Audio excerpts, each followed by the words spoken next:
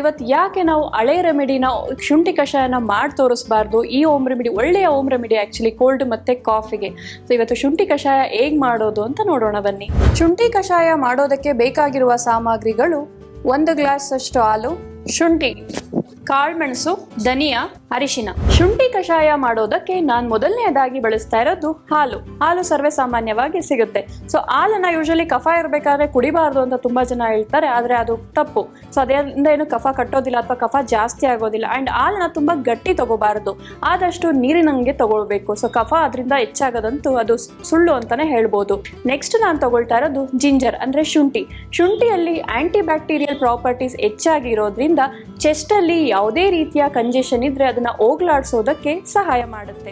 Next ನಾನು ಬಳಸ್ತಾ ಇರೋದು ಕಾಳುಮೆಣಸು ಅಂದ್ರೆ ಬ್ಲ್ಯಾಕ್ ಪೆಪ್ಪರ್ ಅಂತೂ ಕೇಳಲೇಬೇಡಿ. 350 ರೋಗಗಳಿಗೆ ಒಂದೇ ಮದ್ದು ಬ್ಲ್ಯಾಕ್ ಪೆಪ್ಪರ್ ಅಂತ ಹೇಳ್ಬೋದು. ನೆಕ್ಸ್ಟ್ ನಾವು ಬಳಸ್ತಾ ಇರೋದು ಧನಿಯಾದಲ್ಲಿ ವಿಟಮಿನ್ ಎ ಮತ್ತೆ ಸಿ ಇರೋದ್ರಿಂದ ಚೆಸ್ಟ್ ಅಲ್ಲಿ ಯಾವುದೇ ಕಂಜೆಷನ್ಸ್ ಆಗಿರ್ಬೋದು, ಮತ್ತೆ ಕಫ, ಅಸ್ತಮಾ, ಉಷ್ಣ ಯಾವುದೇ ರೀತಿಯ ಪ್ರಾಬ್ಲಮ್ ಇದ್ರೂ ಕೂಡ ಅದನ್ನ ನಿವಾರಣೆ ಮಾಡೋದಕ್ಕೆ ತುಂಬಾನೇ ಸಹಾಯಕಾರಿ. ಫೈನಲ್ ಆಗಿ ನಾವು ಬಳಸ್ತಾ ಇರೋದು ಟರ್ಮರಿಕ್ ಪೌಡರ್ ಅಂದ್ರೆ ಅರಿಶಿನದಲ್ಲಿ ಎಲ್ರಿಗೂ ಗೊತ್ತಿರೋ ಹಾಗೆ ಆಂಟಿ ಬ್ಯಾಕ್ಟೀರಿಯಲ್ ಪ್ರಾಪರ್ಟೀಸ್ ಮತ್ತೆ ವೈರಲ್ ಫ್ಲೂ ಎಲ್ಲ ಏನಾಗುತ್ತೆ ಅದನ್ನೆಲ್ಲ ತಡೆಗಟ್ಟುವಂತಹ ಒಂದು ಒಳ್ಳೆಯ ಪ್ರಾಪರ್ಟೀಸ್ ಇದೆ. ಶುಂಠಿ ಕಷಾಯ ಮಾಡೋದಕ್ಕೆ ಫಸ್ಟ್ ನಾವು 1 ಗ್ಲಾಸ್ ಹಾಲನ್ನ ಬಿಸಿ ಮಾಡ್ಕೊಳ್ಳೋಣ.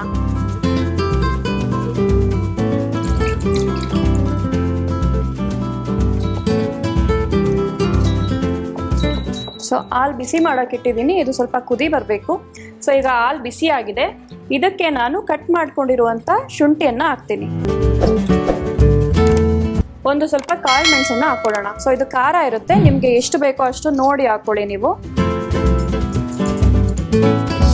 ನೆಕ್ಸ್ಟ್ ನಾನು ಬಳಸ್ತಾ ಇರೋದು ಧನಿಯಾದಲ್ಲಿ ನಾನು ಹೇಳೋ ಹಾಗೆ ವಿಟಮಿನ್ ಎ ಮತ್ತೆ ಸಿ ಇರೋದ್ರಿಂದ ಬ್ಯಾಕ್ಟೀರಿಯಲ್ ಇನ್ಫೆಕ್ಷನ್ ಏನಾಗಿರುತ್ತೆ ನಮ್ಮ ಗಂಟ್ಲಲ್ಲಿ ಅದನ್ನೆಲ್ಲ ಹೋಗ್ಲಾಡ್ಸೋದಕ್ಕೆ ರಾತ್ರಿ ಅದನ್ನ ಮಾಯ ಮಾಡಿಸೋದಕ್ಕೆ ಸಹಾಯ ಮಾಡುತ್ತೆ.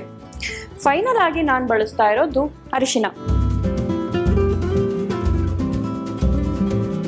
ಸೊ 1 ಪಿಂಚ್ ಅರಿಶಿನ ಸಾಕು. ಸೊ ಈಗ ಕಂಪ್ಲೀಟ್ ಹಾಲು ಕುದ್ದಾಗಿದೆ. ಈಗ ಇದನ್ನ ನಾವು ಟ್ರಾನ್ಸ್ಫರ್ ಮಾಡ್ಕೊಳ್ಳೋಣ.